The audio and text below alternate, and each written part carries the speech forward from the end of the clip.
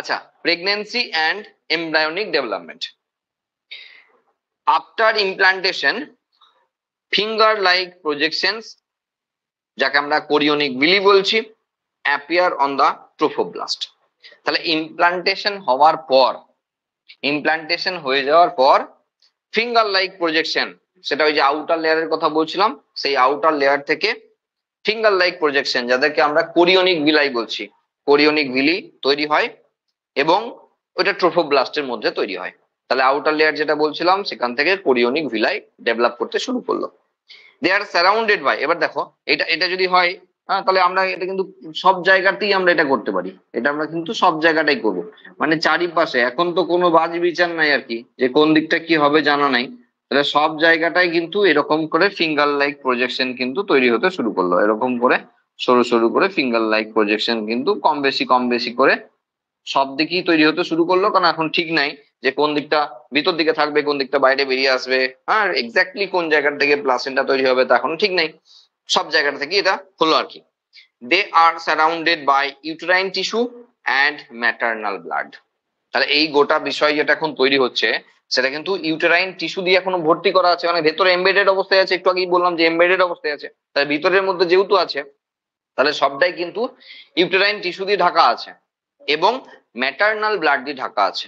এন্ডোমেট্রিয়ামটা যেহেতু মায়ের, তো স্বাভাবিকভাবেই ইউটেরাসটা মায়ের, তাহলে সেই ইউটেরাইন ওয়ালের মধ্যে যেহেতু গাঁথা আছে, তাহলে মায়ের চারিদিকে যে মায়ের যে ব্লাড আছে, ম্যাটারনাল ব্লাড আছে, সেই ম্যাটারনাল ব্লাডের পাশাপাশি কিন্তু তারা আছে। The chorionic villi and uterine tissue are interdigitated to the to form placenta. তাহলে একসঙ্গে কোরিওনিক ভিলাই এবং ইউটেরাইন টিস্যু দুজন মিলে একসঙ্গে প্লাসেন্টা ফর্ম করাবে। তাহলে এখানে কোরিওনিক ভিলাই, দেখো কোরিওনিক ভিলাইটা কিন্তু ভ্রূণের, তাই না? কোরিওনিক ভিলাইটা কিন্তু ভ্রূণের, এমব্রায়ো, যদি এখন এমব্রায়ো হয়নি এটা, তাহলে এটা কিন্তু বেবিটার, আর ইউটেরাইন ওয়ালটা মায়ের।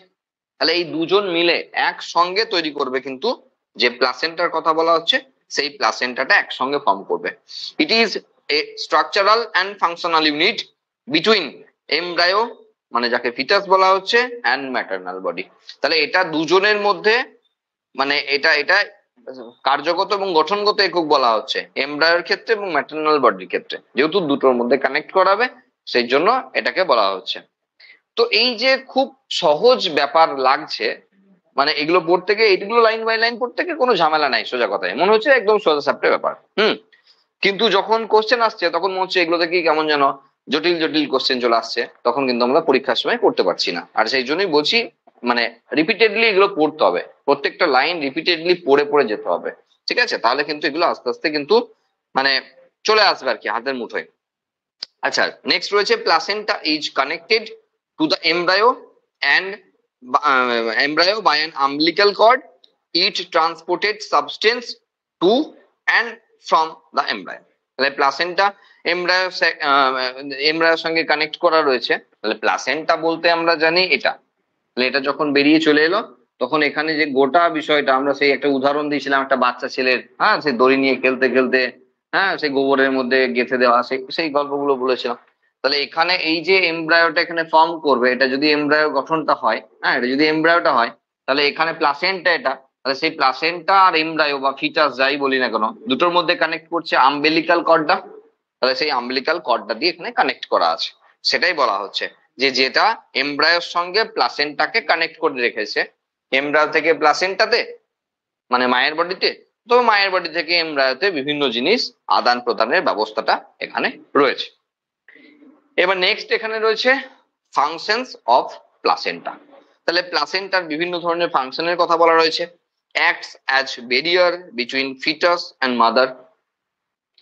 দেখো, ইউটেরাসের মধ্যে রয়েছে বাচ্চাটি, ইউটেরাসের মধ্যে রয়েছে ফিটাসটি।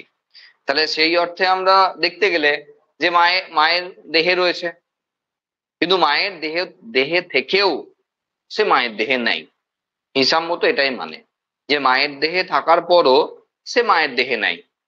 আর এটার কারণ প্লাসেন্টা।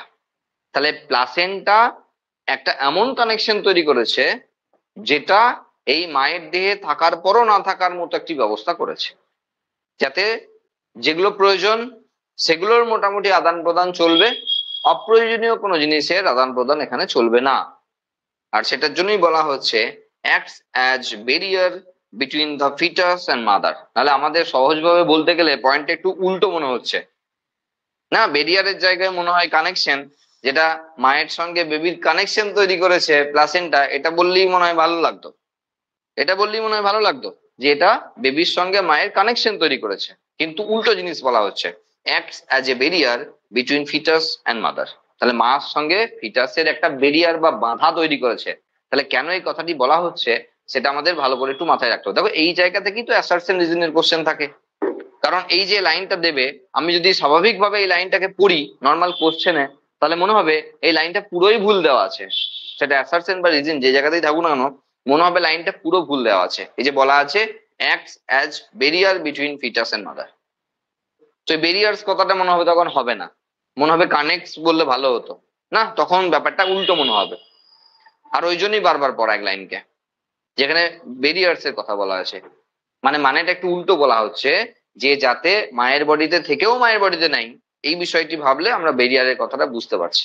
কারণ মা বেবি দুজন আলাদা ব্যক্তি, সুতরাং এখানে কেউ কাউরির সঙ্গে এখানে কিছু কোনো শেয়ার করবে না ডাইরেক্টলি, আর সেটাই বলা হচ্ছে এখানে। 2 নম্বর point, supply oxygen nutrients etcetera from mother to foetus and remove carbon dioxide and excretory products from foetus. তাহলে মায়ের থেকে বেবিতে কি যাবে, বেবি থেকে মায়ে কি আসবে, সেগুলো আমরা খুব ভালো করে জানি, আর সেগুলি এখানে 2 নম্বর 3 নম্বর পয়েন্টে বলা রয়েছে। আচ্ছা, 4 নম্বর point, act as an endocrine glands. তাহলে আমরা অস্থায়ী এন্ডোক্রাইন বা অন্তঃক্ষরা গ্রন্থি হিসাবে আমরা প্লাসেন্টার নাম পাই না, টেম্পোরারি এন্ডোক্রাইন গ্ল্যান্ডের নাম লিখতে বলে আমাদের বোর্ড এক্সামে, তখন আমাদের লিখতে হয় প্লাসেন্টা। কারণ প্রেগনেন্সি টাইম চলাকালীন এই প্লাসেন্টা থাকে, এবং সেই প্লাসেন্টা যখন প্রেগনেন্সি শেষ হয়ে যায়, বাচ্চারা যখন মানে বাচ্চারা যখন জন্মে যায়, তখন কিন্তু সেই প্লাসেন্টা থাকে না, আর সেই জন্য একে আমরা টেম্পোরারি গ্ল্যান্ড বলি। তো সেখানে এটাই বলা হচ্ছে যে এন্ডোক্রাইন গ্ল্যান্ড হিসেবে কাজ করছে, টেম্পোরারি কথা এখানে বলা নাই ডাইরেক্টলি, এন্ডোক্রাইন গ্ল্যান্ড হিসেবে কাজ করছে। It secretes human chorionic gonadotropin বা এইচসিজি, হিউম্যান প্লাসেন্টাল ল্যাক্টোট্রপিন বা HPL, oestrogen, progesterone and relaxin. Relaxin is also secreted by ovary. আর কোথা থেকে রিল্যাক্সিন বের হয় সেটা এখানে লেখা আছে। এই ছোট ছোট জায়গাগুলো খেয়াল করার ব্যাপার রয়েছে, যে relaxin is also secreted by ovary. তাহলে রিল্যাক্সিন, যেটা বেবি যখন মানে যখন পার্টুরাইজেশন হবে, যখন প্রসব হবে, তখন রিল্যাক্সিন মাকে রিল্যাক্স করবে। আমরা জানি এন্ডোমেট্রিয়ামের লেয়ারকে সেখানে স্মুথলি যাতে কন্ট্রাকশন রিল্যাক্সেশন হয়, এবং ওই যে বোন গুলো আছে সেগুলো যেন রিল্যাক্সড অবস্থায়, এগুলো আমরা জানি যে রিল্যাক্সিন হরমোন করে। এবং যেটা প্লাসেন্টা থেকে বের হয় সেটাও আমরা জানি, কিন্তু সেটা প্লাসেন্টার পাশাপাশি যে ওভারি থেকেও বের হয়, সেটা কিন্তু আমাদের এখানে একটু ভালো করে খেয়াল রাখতে হবে। কেমন আসবে কোশ্চেন, এরকম আসবে, relaxin is secreted only from placenta. তখন মনে হবে হ্যাঁ ঠিকই আছে, প্লাসেন্টা থেকে রিল্যাক্সিন রিলিজ হয়। কিন্তু যে অনলি অনলি কথাটা লেখা আছে না, অনলি ফ্রম প্লাসেন্টা, তখনই গিয়ে ওই যে মনে হবে খুব সহজ বিষয়, কিন্তু পড়তে গিয়ে ওই এক একটা ওয়ার্ডের জন্য এমন জটিলতা তৈরি করে ফেলবে যে তখন বুঝতে গিয়ে কিন্তু এক চান্সে আমরা বুঝতে পারবো না। আর সেই জন্যই বারবার প্র্যাকটিস করতে হবে, বারবার পরীক্ষা দিতে হবে, পরীক্ষা দিয়ে ভুলগুলো ধরতে হবে। কারণ পড়ে তুমি 100 বার পড়লেও ভুল ধরতে পারবে না। সমস্যা হলো তুমি 100 বার পড়লেও কোনো জায়গায় ভুল ধরতে পারবে না। তোমাকে এটা করতে হবে, বারবার প্র্যাকটিস করতে হবে, বারবার পরীক্ষা দিতে হবে, ঘরে প্র্যাকটিস করতে হবে, বারবার নিজে বই বন্ধ করে একটা চ্যাপ্টার প্রিপারেশন নিয়ে নিজে বই বন্ধ করে রেখে, মানে কোশ্চেন পেপারটা নিয়ে যদি শুধু বইয়েই থাকে সেটা তুমি দেখো, কিন্তু পাতা উল্টে অ্যান্সার কি দেখলে হবে না, টাইম দেখতে হবে। নিজে ঘরে বসে বসে 40টা আজকে দেবো, 40 মিনিট টাইম নিজে মনে ঠিক করে নিতে হবে। 40টা পরীক্ষা দিলাম, তারপরেই 40 মিনিট পর 41 মিনিট থেকে পাতা উল্টাবো, তার আগে উল্টাবো না। এগুলো নিজে নিজে করতে হবে, কত আর কে করাবে, সব তো করাবে না, তো নিজে নিজেই করতে হবে। যেটা মাধ্যমিক লেভেল পর্যন্ত তোমরা নিজেরাই করতে, তার জন্য এটা ভালো রেজাল্ট হয়েছে, ঠিক আছে, সেটা কিন্তু নিজে নিজেই করতে হবে। আর এটা যত বারবার করবে তত কিন্তু এই ভুলগুলো ধরা পড়বে। যেমন এই ছোট ছোট ভুলগুলো রয়েছে, যে প্লাসেন্টা রিল্যাক্সিন হরমোন প্লাসেন্টা ছাড়াও কিন্তু ওভারি থেকেও বের হয়। যাই হোক, 5 নম্বর point, during pregnancy levels of oestrogen, progesterone, cortisol, prolactin, thyroxine etcetera are also increased in maternal blood. দেখো প্রচুর মা রয়েছে যাদের প্রেগনেন্সি টাইম পিরিয়ডে থাইরক্সিন হরমোন এর জন্য তাদের প্রেগনেন্সিতে প্রচুর সমস্যা আছে। এমন প্রচুর মহিলা রয়েছে যাদের থাইরয়েড গ্ল্যান্ডের গন্ডগোল থাকার জন্য তাদের প্রেগনেন্সি আসে না, কারণ থাইরক্সিন হরমোনের সঙ্গে প্রেগনেন্সির ব্যাপক সম্পর্ক আছে। এমনি দেখে মনে হতে পারে যে থাইরক্সিন হরমোন তো এমনি নর্মালি সেক্স হরমোন নয়, সুতরাং এর সঙ্গে কোনো রিপ্রোডাকশনের কোনো সম্পর্ক নাই, এটা মনে হতে পারে। কিন্তু আমরা যদি একটু খেয়াল করি, বাড়ির আশেপাশে পাড়াতে যদি একটু খেয়াল করি, অনেক এমন মহিলা রয়েছে যাদের বাচ্চা না আসার কারণ থাইরয়েড গ্ল্যান্ডের গন্ডগোল। এবং ডাক্তারবাবু মানে যে গাইনোকোলজিস্ট দেখছেন তিনি আগে বলেছেন যে আপনি কোনো এন্ডোক্রোনোলজিস্টের কাছে আগে যান, যে আপনার থাইরয়েড গ্ল্যান্ডের যে প্রবলেম আছে সেটাকে আগে কন্ট্রোলে আনুন, তারপরে আমি আমার কাজটা করবো। কারণ ওইটা না কন্ট্রোল করলে এটা কখনোই হবে না, কাজ করবে না। যেমন সেই সুগার মেনটেন না করে ডাক্তারবাবুর কাছে গেলে সার্জারি করবে না, সুগারটাকে কন্ট্রোল করে আসতে হবে ডাক্তারবাবুর কাছে গিয়ে, তারপরে নাহলে এই ডাক্তারবাবু গিয়ে সুগার কন্ট্রোল, এরকম ব্যাপার রাখি। তাহলে সেখানে যখন আমরা দেখতে পাচ্ছি during pregnancy levels of oestrogen, progesterone, cortisol, prolactin, thyroxine আর also increased in maternal blood. Thyroxine hormone এই যে T3 T4 এগুলোকে যদি আমরা ওভারঅল বলি, TSH T3 T4 এই লেভেল গুলোকে যদি আমরা নর্মালি দেখি কোনো একটি মহিলার ক্ষেত্রে, তাহলে তার যা রেঞ্জ পাবো, দেখবে যদি কখনো এই থাইরক্সিন হরমোন চেক করে তোমার বা তোমার হাতের কাছে কোনো রিপোর্ট থাকে, দেখবে পাশে নর্মাল ভ্যালু তো দেয়া থাকে, সব হরমোনের নর্মাল, একটু ভালো জায়গা থেকে রিপোর্ট করা হয়, নর্মাল ভ্যালু সবসময় দেয়া থাকে। পাশে দেখবে থাইরক্সিন মানে এই যে T3 T4 TSH যদি চেক করো তুমি কোথাও থেকে, দেখবে আরেকটা বক্সে দেওয়া আছে first trimester, second trimester, third trimester দিয়ে থাইরক্সিনের লেভেল গুলো দেওয়া আছে। অন্য হরমোনের দেওয়া নাই, থাইরক্সিনের দেওয়া আছে। কারণ কি?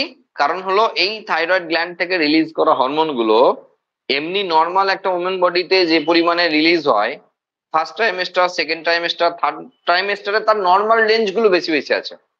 তাহলে তোমার যদি ধরো সীমিত জ্ঞান থাকে যে থাইরক্সিনের লেভেল এই থেকে এই থাকে আমি জানি, এবার তুমি ধরো তোমার বাড়ির কোনো কাউরির সে সেকেন্ড ট্রাইমেস্টারে আছে, তার এরকম থাইরয়েড গ্ল্যান্ডে চেক হয়েছে, দেখা যাচ্ছে যে এই লেভেল আছে, তুমি তখন বলবে আমি জানি এই রেঞ্জে থাকে, এটা বেশি আছে তোর।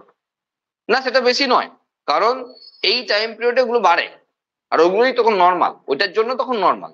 আর সেই জন্যই বারবার বলছি এই ট্রাইমেস্টার পিরিয়ড গুলোকে কিন্তু থাইরক্সিন হরমোনের লেভেল বেড়ে থাকে। আচ্ছা, they supported the fetal growth, metabolic changes into the mother and maintain pregnancy।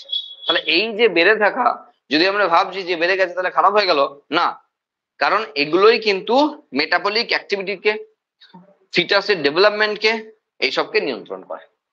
তাহলে যদি কোনো ক্ষেত্রে থাইরয়েডের প্রবলেম আছে, এই যে বলছিলাম একটু আগে, তাহলে সেটা হতে পারে হাইপো, হতে পারে হাইপার, সেটা তো আমরা বলিনি কিছু এখনো, যে কম সিক্রেশন না বেশি সিক্রেশন সেটা বলা হয়নি। তাহলে কমেও যেমন বেশিতে সমস্যা হবে না, কমেতেও সমস্যা হবে, কারণ এই থাইরয়েড গ্ল্যান্ডের সিক্রেশনটা ওই বেবিটাকে টোটালি মেনটেন করতে, তার মেটাবলিজমকে, তার গ্রোথকে মেনটেন করতে সাহায্য করবে। এবং আমরা জানি থাইরক্সিনের প্রভাবে আরেকটি গুরুত্বপূর্ণ কাজ হয়, সেটা হলো মেন্টাল ডেভেলপমেন্ট। না, আমরা ক্রেটিনিজম রোগ পড়েছিলাম, আমরা দেখেছিলাম যে মেন্টাল ডেভেলপমেন্ট হেল্প করে। তাহলে এই প্রেগনেন্সি টাইম পিরিয়ডে যদি থাইরক্সিন হরমোন কম থাকে কোনো মায়ের, তাহলে সেই বাচ্চাটি জড়বুদ্ধি সম্পন্ন হবে। তাহলে কোন লেভেলে কতটা গুরুত্বপূর্ণ আমরা বুঝতে পারছি, যে এই হরমোন গুলো যাতে নির্দিষ্ট লেভেলে থাকে সেটা সবসময় মেনটেন করা হয়, যদি না থাকে তাহলে সঙ্গে তখন এন্ডোক্রাইন সিস্টেমের জন্য যে ডাক্তারবাবু আছে এন্ডোক্রোনোলজিস্ট, তাকেও সঙ্গে রাখতে হয় ট্যাগ করে, যে সেই ডাক্তারবাবু দেখবে যাতে এই লেভেল গুলো ঠিকঠাক থাকে, নাহলে কিন্তু প্রবলেমে পড়ে যাবে সে। ওই যে বললাম বাচ্চাটির ক্ষেত্রে তার মেন্টাল ডেভেলপমেন্টে ব্যাপক সমস্যা চলে আসবে। তো এগুলোকে দেখে রাখতে হয়, চেক করে রাখতে হয় সবসময়। আচ্ছা, the germ layers give rise to all tissues. The stem cells in inner cell mass have the potency to give rise to all the tissues and organs। দেখো, যখন মুরলা ব্লাস্টুলার কথা বলছি তখন মাস অফ সেল না, তখন ডিফারেন্সিয়েশনের কিছু হয়নি। যখন গ্রাস্টুলা ফেজে যাচ্ছে তখন একটোটাম, এন্ডোটাম, মেসোটামের কথা পাচ্ছি, ডিফারেন্সিয়েশনের কথা পাচ্ছি। এক ধরনের সেল থেকে বিভিন্ন ধরনের সেল প্রডিউস করছে, বিভিন্ন ধরনের টিস্যু প্রডিউস করছে, যাকে আমরা স্টেম সেল বলি। না, স্টেম সেলের প্রপার্টি তো এটা। তাহলে স্টেম সেল তাকে বলা হয় যেখানে এক ধরনের সেল থেকে অনেক ধরনের সেল তৈরি করতে পারে, তাকে স্টেম সেল বলা হয়। তাহলে যখন জাইগোট থেকে ডেভেলপমেন্টটা চলছে তখন জাস্ট এই ধরনেরই ব্যাপারটা চলে, আর সেটাই বলা হচ্ছে germ layers give rise to the all tissues and etcetera etcetera. এটা বলা হচ্ছে 6 নম্বর পয়েন্টে। 7 নম্বর পয়েন্টে বলা হচ্ছে হিউম্যান প্রেগনেন্সি, যাকে আমরা জেস্টেশন পিরিয়ড বলি। দেখো কথাগুলোর মানে যদি আমরা বুঝতে না পারি তাহলে মুশকিল হয়ে যাবে যে প্রেগনেন্সি পিরিয়ডকে জেস্টেশন পিরিয়ড বলা হয়। এই টার্মিনোলজি গুলো আমাকে বায়োলজিক্যালি জানতে হবে, তারপর কিন্তু পরীক্ষায় আমি যাবো।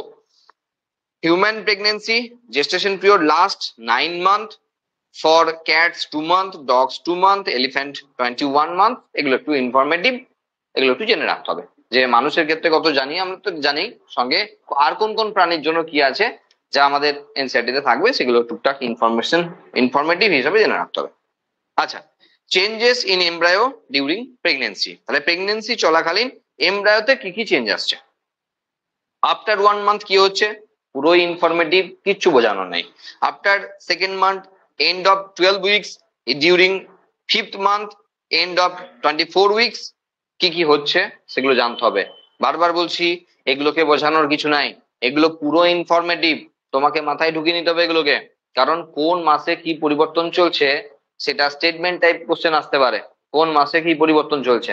তাহলে আমাদের সব দেওয়া নাই, আমরা যখন বোর্ডের কোনো বইকে দেখছি এক পাতা জুড়ে একদম প্রচুর পরপর পরপর পরপর দিতেই দেখেছে না কখন কি চলছে। তো এত তো মনে রাখা সম্ভব নয়। তখন মনে রাখবে যখন তুমি এমবিবিএস করবে, তখন তো সব হুবহু তোমাকে খুঁটিনাটি সব মনে রাখতে হবে। কিন্তু যখন তুমি এমবিবিএস এর জন্য প্রিপারেশন নিচ্ছ, অ্যাডমিশন টেস্ট, তখন এত মনে রাখতে হবে না। তখন তোমাকে কি মনে রাখতে হবে, তখন 1 মান্থের পরে কি হয়, হার্ট হার্ট ইজ ফর্মড। এখানে স্পেস গুলো দু একটা জায়গায় পড়ে নাই, হ্যাঁ দেখে নিশ্চয়ই বুঝতে পারছো। হার্ট ইজ ফর্মড, তাহলে আফটার 1 মান্থ তাহলে হার্ট তৈরি হচ্ছে। End of 2nd month limbs and digits তৈরি হচ্ছে। তাহলে 5টা দেওয়া আছে, তাহলে 5টা বললেই হবে। 1 মাসের পর, 2 মাসের পর, 12 সপ্তাহের পর, 5th মান্থের পর, আর 24 উইকস বা এন্ড অফ 2nd ট্রাইমেস্টার। কোন কোন সময়ে কি কি পরিবর্তন হলো সেগুলো পুরো ইনফরমেটিভ আমরা জেনে রাখবো। ওকে, লাস্ট রয়েছে পার্টুরেশন এন্ড ল্যাকটেশন। আচ্ছা, প্রসব, পার্টুরেশন যেটাকে লেবার বলে বলা আছে, process of giving birth to young ones. তাহলে যখন একটি বাচ্চা জন্মাচ্ছে তখন সেই প্রসেসটা কি বলা হচ্ছে, parturition is included by neuro endocrine mechanism. তাহলে যখন একটি বাচ্চা জন্মাবে সেই গোটা প্রসেসটা কিন্তু নিউরো এন্ডোক্রাইন সিস্টেম রেগুলেট করছে। নিউরো এন্ডোক্রাইন সিস্টেম তার মানে শুধু নিউরন না, সঙ্গে এন্ডোক্রাইন সিস্টেম, বা শুধু এন্ডোক্রাইন সিস্টেম নাই সঙ্গে নিউরন। যেহেতু এটা রিফ্লেক্স অ্যাকশনের মাধ্যমে হয়, যে বাচ্চাটি যখনই ম্যাচিওর করছে তখনই কিন্তু প্রতিবর্ত ক্রিয়ার মাধ্যমে কিন্তু ইনফরমেশন চলে গেছে হাইপোথ্যালামাসে, যে বুঝতে পেরে গেছে যে এই বাচ্চাটি এখন ম্যাচিওর করে গেছে। তাহলে বোঝানোর জন্য কেউ নাই, যা অটোমেটিক প্রসেসের মাধ্যমে হচ্ছে। তাহলে এখানে নিউরন সিস্টেম এবং এন্ডোক্রাইন সিস্টেম একসঙ্গেই কাজটি করছে। The signals originating from the fetus and placenta induce mid-uterine contraction, fetal ejection reflex। দেখো এখানে ওই যে আমরা যখন পড়ছিলাম তখন এন্ডোমেট্রিয়াম, মায়োমেট্রিয়াম এবং পেরিমেট্রিয়ামের কথা বলা হয়েছিল। মায়োমেট্রিয়ামের যে কাজ সেটা আমরা যখন মেনস্ট্রুয়াল সাইকেল চলছিল তখন একবার করে দেখতে পাচ্ছিলাম যে প্রোজেস্টেরন লেভেল কমে যাওয়ার জন্য তার প্রচুর কন্ট্রাকশন রিল্যাক্সেশন হচ্ছে, এবং সেই জন্য ইউটেরাইন যে ওয়ালটা, এন্ডোমেট্রিয়ামটা যেটা তৈরি হয়েছে সেটাকে খুলে বার করে দিচ্ছে। আবারও এই যখন জন্মগ্রহণ হবে আর কি, তখন আরেকবার কিন্তু এই অ্যাক্টিভিটি, সেম অ্যাক্টিভিটির এবং সেটা হিউজ লেভেলে সেটা শুরু হচ্ছে।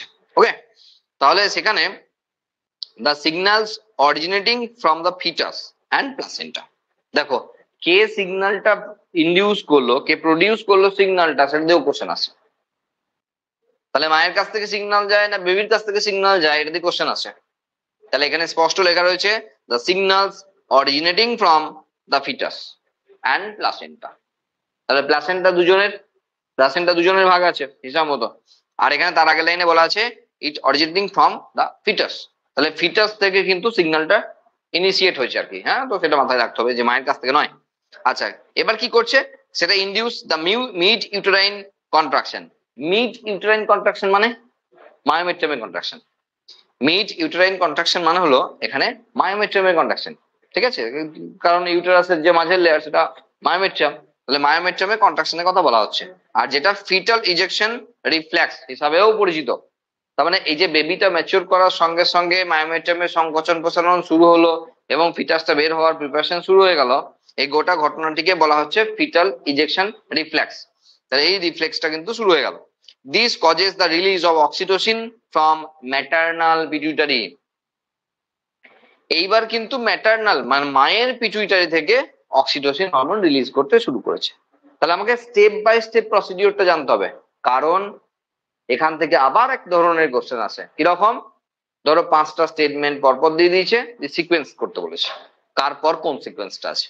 সেই সিকোয়েন্সে কিন্তু আমাদের এই ধরনের এই প্রসেস গুলোকে লাগে। এই যে পার্টিশনের প্রসেসটা ধরো 5টা স্টেপে দিয়ে দিয়েছে, সেই 5টা স্টেপকে পরপর সিকোয়েন্সে সাজাতে বলেছে। এই ধরনের কোশ্চেন আসতে পারে। তখন আমাকে মানে পরপর কি আছে সেগুলো আমাকে জানতে হবে। তুমি জানো, সবগুলোই জানো, অক্সিটোসিন রিলিজ করে আমি জানি স্যার, অক্সিটোসিন রিলিজ করে, ফিটাল ইজেকশন হয় জানি স্যার, সবকটাই জানো, কারণ সবকটাই তো ঠিক, কিন্তু কার পর কোনটা হয় সেটা জানাটা অত্যন্ত জরুরি। তাহলে সেই জায়গাগুলো লাইন বাই লাইন খুঁটিয়ে খুঁটিয়ে খুঁটিয়ে খুঁটিয়ে পড়ে যেতে হবে, তাহলে বুঝতে পারবো যে কার পর কোনটা হয়। ওকে, আচ্ছা। Oxytocin causes stronger uterine muscular contraction which is turn stimulate further secretion of oxytocin. তাহলে অক্সিটোসিন কি করছে? এটা ইউটেরাইনের যে মাসেল কন্ট্রাকশন মানে মায়োমেট্রাম, তাহলে মায়োমেট্রামে ব্যাপক কন্ট্রাকশন করাচ্ছে এবং যেটা অটোমেটিক অক্সিটোসিন হরমোনকে আবারও স্টিমুলেট করতে সাহায্য করছে। তার মানে অক্সিটোসিন হরমোন নিজেই নিজেকে কন্ট্রোল করে ফেললো, সে রিলিজ করলো, সে এসে মায়োমেট্রামে কন্ট্রাকশন করালো, আর সেই কন্ট্রাকশনের জন্য আরো বেশি করে অক্সিটোসিন হরমোন রিলিজ করলো। ওকে, আচ্ছা। This process is continued during leading to the expansion of the baby out the uterus through the birth canal. তাহলে এটা ততক্ষণ পর্যন্ত এই কন্টিনিউয়াস প্রসেসটা চলবে সাইক্লিক ওয়েতে যতক্ষণ না ওই ক্রাউনিং হচ্ছে আর কি, বেবির মাথাটা বাইরে দিকে বেরিয়ে আসছে বা বেবিটা রিলিজ করার সময় শুরু হচ্ছে, ততক্ষণ পর্যন্ত এই এই প্রসেসটা কন্টিনিউয়াসলি চলবে। After parturition the umbilical cord is cut off. তাহলে যখন প্রসব হয়ে গেল তখন আম্বিলিক্যাল কর্ডটাকে কেটে বাদ দিতে হলো, মানে আম্বিলিক্যাল কর্ড থেকে বাচ্চাটাকে কেটে আগে বার করে নেওয়া হলো, পরে তো জানি প্লাসেন্টা বেরোবে। দ্য প্লাসেন্টা অ্যান্ড রেমনেন্টস, সেটা পরের লাইনে বলা আছে, the placenta and remnants of umbilical cord. দেখো বাচ্চাটা যখন বেরিয়ে এলো, তাহলে বাচ্চাটা নাভির সঙ্গে খানিকটা পোর্শন আম্বিলিক্যাল কর্ডকে রেখে তাকে একবার ফোল্ড করে সেটাকে কেটে দেওয়া হলো, দিয়ে বাচ্চাটাকে আলাদা করে দেওয়া হলো। তাহলে আম্বিলিক্যাল কর্ডের আরো অনেকটা পোর্শন পড়ে রইলো, সঙ্গে প্লাসেন্টাটা গেঁথে রইলো। তো সেটাই বলা হচ্ছে the placenta and remnants of, remnants মানে অবশিষ্টাংশ, তাহলে placenta and remnants of umbilical cord are expelled from the maternal body after parturition. It is called after birth. তাহলে এই যে বাচ্চাটা রিলিজ করে গেল, তার কিছু সময় পর প্লাসেন্টা এবং অবশিষ্ট যে আম্বিলিক্যাল কর্ডটা আছে সেটা মায়ের বডি থেকে বেরিয়ে আসবে, যে ঘটনাটিকে বলা হয় আফটার বার্থ। এটা সমস্ত পশু মানে ওই যাদের যাদের কথা বলছিলাম আমরা মেনস্ট্রুয়াল সাইকেলে, তাদের সবার ক্ষেত্রেই হয়। আমরা যদি গরুর ক্ষেত্রেও খেয়াল করি, মানুষের ক্ষেত্রে দেখার হয়তো সুযোগ হচ্ছে না, গরুর ক্ষেত্রেও যদি আমরা খেয়াল করি তাহলেও দেখবো বাচ্চাটা প্রসব করার পর ওই মা কিন্তু অনেকক্ষণ ধরে আরো ঘোরাঘুরি ঘোরাঘুরি করতে থাকে এবং সব জিনিসপত্র নিচের দিকে ঝুলতে থাকে। অনেকক্ষণ পর, প্রায় 1 ঘন্টা 1.5 ঘন্টা পর এক ঝুড়ি আর কি যাকে বলে, হ্যাঁ, সব জিনিসপত্র হঠাৎ বেরিয়ে পড়ে গেল, ব্যাস।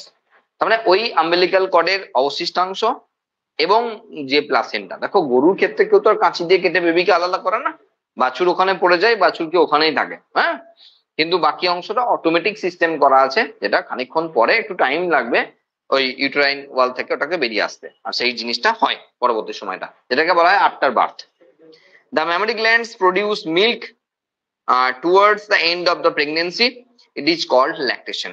তাহলে ম্যামারি গ্ল্যান্ড যেটা আগে ফর্ম করেছিল এবং প্রেগনেন্সি টাইম পিরিয়ডে ম্যাক্সিমাম লেভেলে বেড়েছে, সেটা এখন কিন্তু মিল্ক প্রোডাকশন করতে শুরু করবে এবং সেটাকে আমরা ল্যাকটেশন বলবো।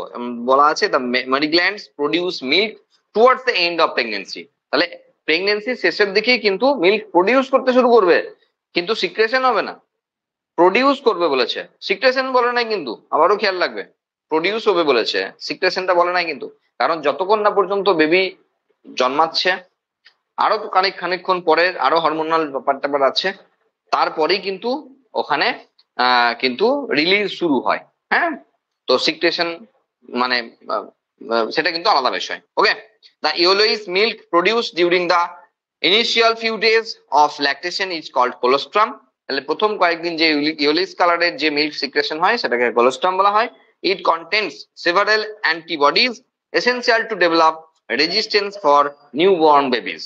তাহলে এটা এই কোলোস্ট্রামের মধ্যে বিভিন্ন ধরনের অ্যান্টিবডি রয়েছে, যেটা একটা বেবির ক্ষেত্রে তার যে রেজিস্ট্যান্স পাওয়ার বা ইমিউনোলজিক্যাল পাওয়ার, সেই পাওয়ারটাকে ডেভেলপ করতে যেটা খুবই জরুরি, তা মা প্রথম কয়েকদিন ওই কোলোস্ট্রামের থ্রু দিয়ে মা বেবিকে সাপ্লাই দিয়ে দেয়। যদিও নর্মাল মিল্কের মধ্যেও কিন্তু সেটা থাকে, এবং সেটা মোটামুটি প্রথম 6 মাস আমরা জানি শুধুমাত্র ব্রেস্ট মিল্ক ফিড করতে হয়, এবং সেখানে কিন্তু এই অ্যান্টিবডির যে অ্যাভেলেবিলিটি সেটা কিন্তু থাকে, তবে কোলোস্ট্রামের মধ্যে অনেক বেশি পরিমাণে থাকে। সেই জন্য প্রথম থেকে কোলোস্ট্রামটা খাওয়ানোর জন্য বারবার বলা হয়। যদি নিজের মায়ের নাও হয়, অনেক ক্ষেত্রে হয় মা মারা যায়, অনেক ক্ষেত্রে হয় যে মায়ের প্রডিউস হচ্ছে না, কিন্তু বেবির তো ওই টাইম পিরিয়ডটা পেরিয়ে যাচ্ছে না, তখন অন্য কোনো মহিলা থেকে ওটাকে কালেক্ট করে বেবিকে খাওয়াতে হয়। এটা খুব এমার্জেন্সি জিনিস, সেটাকে খাওয়ানোই অবশ্যই খাওয়ানোই উচিত, এবং সেক্ষেত্রে বডিতে ইমিউনিটি পাওয়ারটা ফিরে আসবে। দেখো ডাক্তারবাবু সব বলবে না, ডাক্তারবাবু সব বলবে না, খুঁটিয়ে খুঁটিয়েও বলবে না। মানে একটা ডাক্তারবাবু একদিনে হয়তো 10টা ডেলিভারি করাচ্ছে, সাপোজ বলছি, প্রত্যেককে কান ধরে ধরে কি বলে দিয়ে আসবে যে এই করতে হবে, এই করতে হবে, সেই করতে হবে, এমনও বলবে না। আর নার্সিং হোমের যারা রয়েছে, হসপিটাল তো বাদ দিলাম, নার্সিং হোমের লোকেরাও সব ধরে ধরে বলবে না। তাহলে এগুলো অনেকটা সেই মা কাকিমাদের জ্ঞানের মতো, যে তারা জানে, আশেপাশে যারা সেই আয়া মাসি এরা থাকে তারা বলে দেবে, বা আশেপাশে মহিলারা কিন্তু বলে দেবে এগুলো করা উচিত। অনেকে কি হয় সেই জায়গাতে প্রোটেস্ট করে যে না, ও অমুক মহিলার কাছ থেকে আমার বেবি খাবে না, আমার বেবি হাই ফাই বেবি, হ্যাঁ, সোনার চামচ দিয়ে বড় হচ্ছে, বড় হবে, হ্যাঁ, তো ওই অন্য কোনো মহিলার থেকে দুধ খাওয়াবো না, হ্যান ত্যান অনেক থাকে ব্যাপার স্যাপার। কিন্তু এটা কিন্তু পুরোই আলাদা বিষয়, এটা একটা ইমিউনোলজিক্যাল ব্যাপার। যদি ভাবি পরে পরে সাপ্লাই দিয়ে দেবো, তা পারবো না, তাহলে প্রথম কয়েকদিনই দিতে হবে। আর সেই জন্য এটা খুব এমার্জেন্সি জিনিস। ব্যাস, আমাদের হিউম্যান রিপ্রোডাকশনের যে চ্যাপ্টার সেটা এটা দিয়ে শেষ হলো।